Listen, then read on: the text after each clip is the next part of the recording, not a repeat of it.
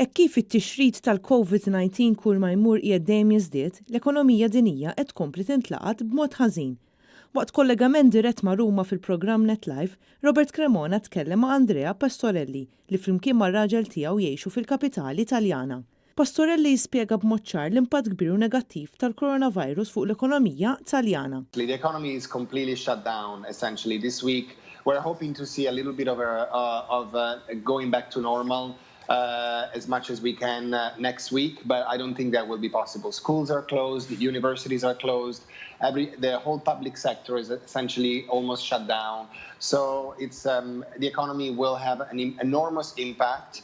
We think this will be much worse than 9/11 and even the 2008 financial crisis.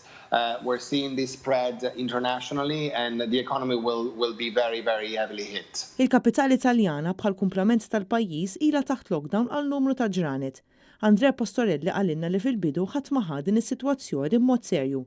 Dan sakemm kien ċar li l-virus kien qed jinxtered b'rata allarmanti. From that moment on, I have to say the Italian government is actually to be praised because in the last week or 10 days, they have been the country after China and South Korea, the government who have taken the most drastic measure to stop the spread of the virus. We're now on national lockdown. Yes.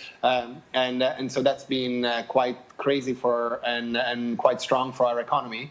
But I do think that now there's a sense that everybody has to do their part. Għalkemm Andrea jgħid li huwa nkwetat dwar il-mod kif il-COVID-19 qed jinxteret fi żmien daqstant qasir, jinsab ottimist li permezz tal-lockdown li daħlet fis-seħħ il-ġimgħa li għaddiet mistennija jaraw ċaqliqa pożittiva fil-jiem li ġejjin.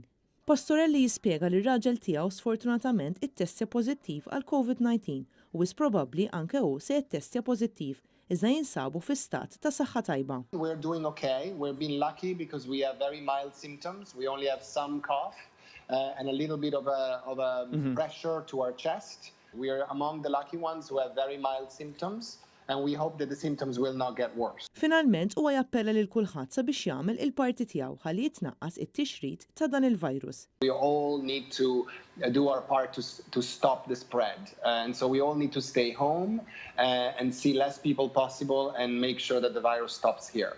Maria Franca Lanza, għal Net News.